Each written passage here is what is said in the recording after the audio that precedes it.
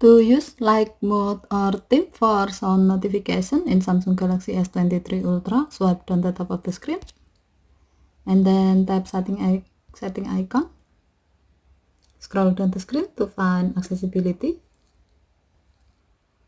Tap accessibility and then tap hearing enhancement.